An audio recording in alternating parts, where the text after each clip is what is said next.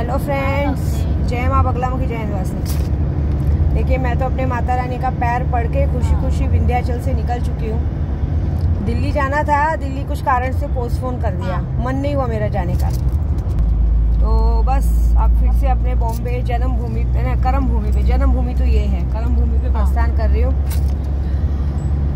और दिल्ली वालों को ये बोलूँगी, टेंशन मत लीजिए, मैं आऊँगी जस्ट, क्योंकि 7 तारीख को मेरे भाई की शादी है। यहाँ आऊँगी अपने मिस्टर के साथ, फिर मैं ज़रूर आऊँगी, क्योंकि काम ऐसे अभी महीने भर के ऐसे भी सब छुट्टी पड़ गई है पूरे, मतलब कहते हैं ना फेस्टिवल छुट्टी पड़ जाती है, तो सारे लोग फेस्टिवल छुट्टी पे इस वक्त। अभी आज मैंने जो वीडियो बनाया था, तो मैंने ऐसा सोचा था कि सारे फैसले लेने में बहुत अदल बदल हो रहा है, तो चलो ना कुछ थोड़ी सी मिर्ची लगा ली जाए।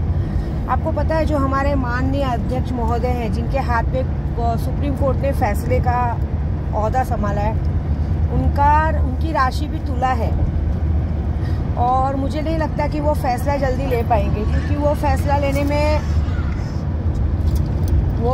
लेने में थोड़ा सा टाइम लगाएंगे, क्योंकि उनको पता है कि अगर वो जो फैसला लेने वाला है, शायद हो सकता है उनकी सीट जा सकती है। तो जब तक अभी यहाँ तक तो मैंने सारी गाड़ी संभालते ले आई हूँ, तो ऐसा कुछ करते क्या कि न रहेगा बांस न बजेगी बांसुरी ऐसा कुछ ही करते, क्योंकि सामने वाला तो फैसला लेने से रहा, तो हम फैसला दिलवा देते हैं तो कुछ होगा। क्योंकि ऐसे भी तुला राशि, कुंभ राशि, वृश्चिक राशि, कहते ना तुला राशि, कुंभ राशि, वृश्चिक राशि, और मैंने 2 राशियाँ बताई थी, क्या नाम है, कन्या और मीन। तो कन्या राशि का तो ये 30 तारीख को सारा आला बला मुसीबत निकल जाएगा, उसके बाद वो कहीं भी घूमे फिरे, कोई टेंशन नहीं। बाकी राशियों का तो ये 2023 खराब ही है, इनका मार खाने का नौबत है। ये अच्छा भी करने जाएंगे तो बुरा होगा, और इनकी मति खुद शनिदेव ने भ्रष्ट की है शनि और राहु का ऐसा प्रकोप है ना कि ये 2023 कहते ना, जाते जाते भगवान और परेशान करके जाते। कहते ना, हाथी निकल गई, पूंछ निकलना बाकी रहता है, लेकिन जब पूंछ निकलने वाला रहता है ना, तो पूरी तरह से निचोड़ के जाता है, फिर निचोड़ के आदमी को बनने में बड़ा टाइम लगता है। तो 2023 का मामला तो शक्तियों ने हमारे हाथ में दे दिया है। अभी मैंने जायफल वाला टोटका डाला था मदर्स डे को, मैंने डिलीट कर दिया परसों। उसमें ऐसा डाला था तो बहुत सारी लेडीज ने बोला था कि मैम क्या कर सकते हैं, अगर हमारा पति हमारे पास आए ही नहीं, हमको देखे ही नहीं, तो देखिए वो तो आपकी प्रॉब्लम है, उसमें कुछ नहीं। इसलिए मैंने वो डिलीट कर दिया, क्योंकि मैंने सिर्फ वो उस दिन के लिए रखा था, बाकी आगे के लिए ज़रूरी नहीं था मेरा रखना। लेकिन मैं सबको कहती हूँ, एक आध लेडीज़ बोलती हैं, एक आध लेडीज़ का भी मेरे पास मैसेज आता है कि मैम मेरा पति मुझे देखता भी नहीं है, मेरा एक बच्चा है, दूसरा बच्चे की कोशिश कर रही हूँ, मेरे मन में ऐसा आ रहा है कि दूसरा बच्चा कर लूँ तो शायद मेरा पति मुझे देखे अरे पागल औरतों, तुम लोगों ने क्या करके रखा है, ब्यूटी कहाँ जाएगी। मैं 3 बच्चों की माँ होके मेरे पति ने मुझे छोड़ दिया, क्या कमी है मुझ में? दिखने में खराब हूँ कि काम में खराब हूँ कि पैसों में खराब हूँ?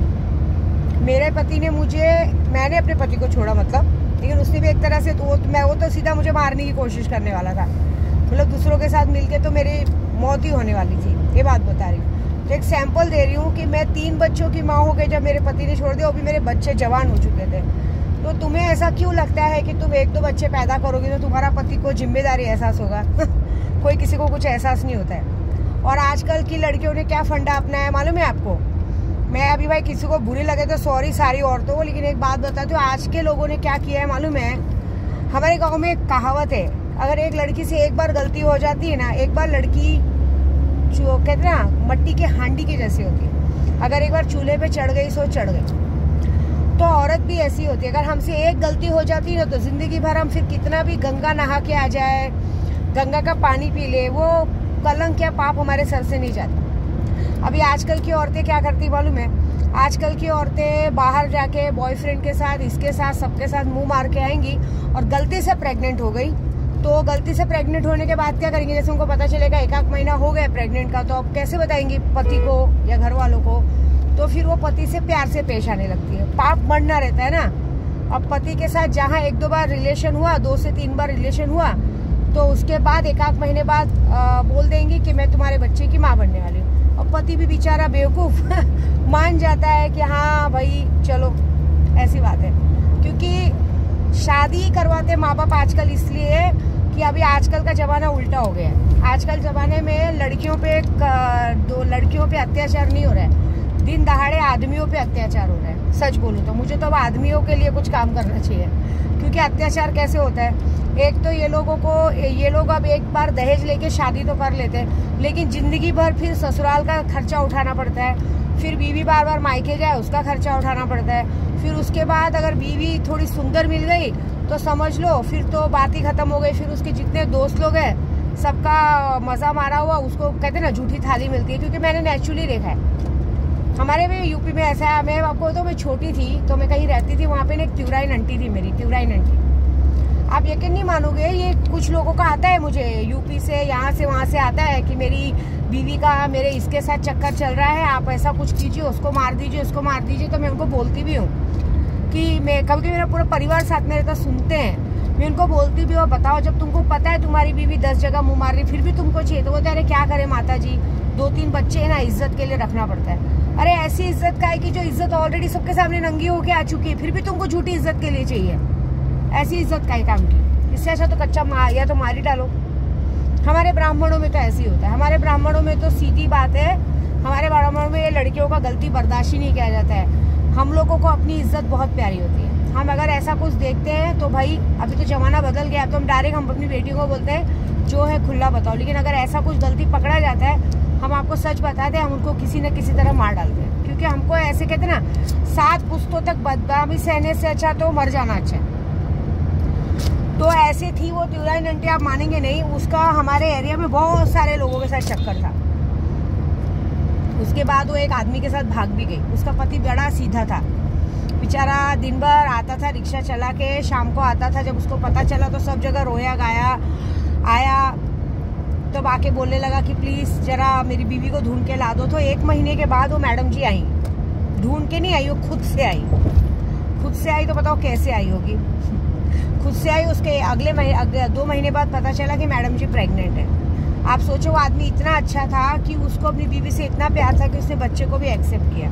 आज तो अभी शायद शादी वादी हो गई रहेगी। तो ये बहुत सारे जनों में ना ये आदमियों पे अत्याचार हो रहा है। अब ये भी कैसा है, आदमियों को पहले तो घर जमाई बन जाना पड़ता है, जिंदगी भर मायके वालों का खर्चा उठाओ, फिर उसके बाद ज़्यादा कुछ हुआ तो अपने बीवी के नखरे उठाओ, खाना टाइम पे नहीं, पीना टाइम पे नहीं। उसके बाद बीवियों के बॉयफ्रेंड की गलतियों का नतीजा, मतलब बेगानी शादी में अब्दुल्ला दीवाना, मतलब जबरदस्ती अपनी बीवी के नाजायज बच्चों के बाप बनो। यही काम बचा है बेचारे आदमी लोग को, और कुछ बचा नहीं। और बोलने पे क्या बोल सकते, अब तो कुछ आदमी तो इतने वो होते हैं कि बोल भी नहीं सकते।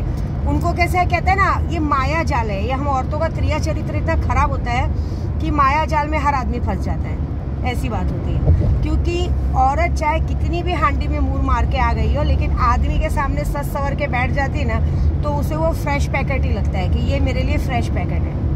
तो मेरे भाइयों, भाई पहले इस्तेमाल करो फिर विश्वास करो। इतना भी विश्वास मत करो कि तुम्हारी इज्जत को औरतें धो के आ जा रही हैं और तुम्हारे पीछे से तुम्हारे दोस्त मजाक उड़ा रहे हैं। अब सोचो जब तुम्हारा दोस्त, समझो तुम ये जो गलतियों के नतीजे के तुम लोग बाप बनते हो, पता चला पीछे से जब तुम किसी दोस्त के सामने अपने बच्चे के बर्थडे में बुलाओगे तो वो दोस्त तुम्हारा क्या मजाक उड़ाएगा मालूम है। जब आप बोलोगे बच्चे को बेटा मामा बोल, बेटा मामा बोल, तो वो दोस्त क्या हंसेगा, मामा क्या बोलेगा, पागल मामा तो तू है, बाप तो मैं हूँ। ये बात हो जाती है। तो दूसरी बात औरतों के लिए बोलूँगी, क्यों ब्यूटी खराब करना। जो औरतें बोलती है कि हमारा आदमी हमको नहीं देखता है, छोड़ दो ना, नहीं देखता है तो अगर आपकी ज़िंदगी में कोई और या किसी और को ऑप्शन दो आने के लिए। या देखिए, जब जहाँ लगता है कि जिस रिश्ते में नहीं है आगे बढ़ने जैसा, उस रिश्ते को वहीं छोड़ के आगे बढ़ जाना चाहिए।